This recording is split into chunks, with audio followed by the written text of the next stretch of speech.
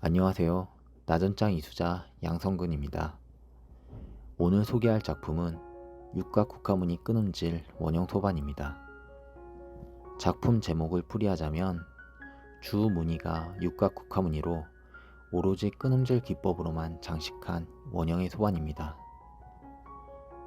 크기는 지름 39cm, 높이 25cm이고 나전 재료로는 전복 껍데기를 가공한 색패를 사용하였습니다.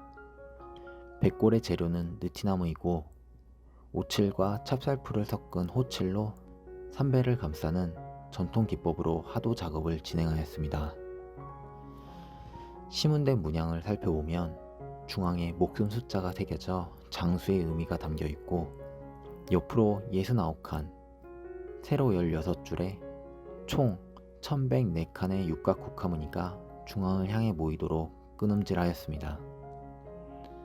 상판의 외경과 내경의 국화무늬 개수가 같기 때문에 중심부로 모여들수록 무늬가 매우 작아지는데 100원짜리 동전 크기와 비교해보면 매우 세밀하게 작업한 사실을 확인할 수 있습니다.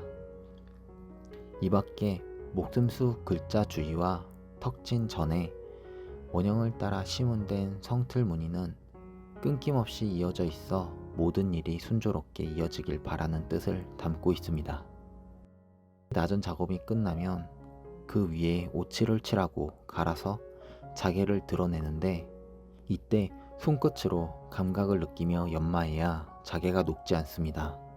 종입장보다 얇은 자개가 아차하면 녹아 없어져 버리기 때문에 어쩌면 나전 작업보다 더 신중을 기해야 하는 부분이 연마입니다.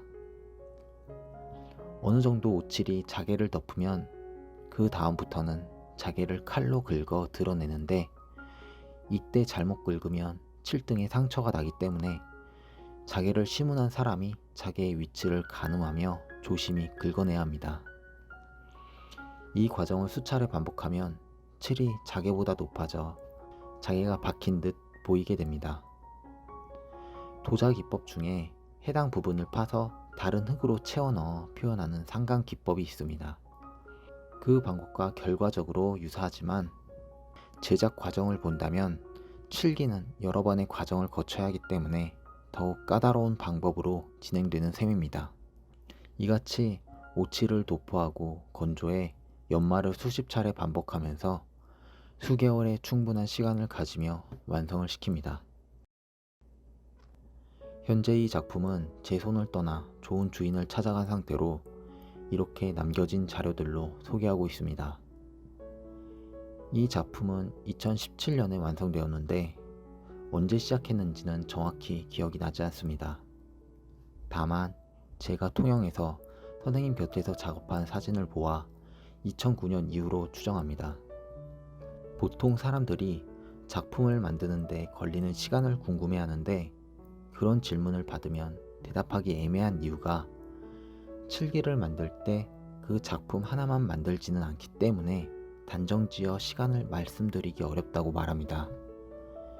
특히 칠기류는 오칠을 칠하고 충분한 건조 시간을 지키지 않으면 나중에 문제가 발생하기 때문에 애초에 시간적 여유가 없다면 의뢰받지 않습니다. 그래서 제대로 된 작품을 만들기도 구입하기도 쉽지 않은 것 같습니다. 제가 이 작품을 만들면서 중점을 둔 부분이 어디서도 보지 못한 세밀한 끊음질을 목표로 하였습니다. 때문에 이 소반이 아름다운지 제 스스로도 정의되지 않습니다. 어쩌면 보는 관점에 따라 이상하게 보일 수 있다고 생각합니다. 하지만 과거보다 발전된 재료와 도구, 기법들을 사용해서 더 나은 결과물을 만들어내는 게 미래 세대의 숙제라고 생각하기에 긴 시간에 걸쳐 제작에 임하였습니다.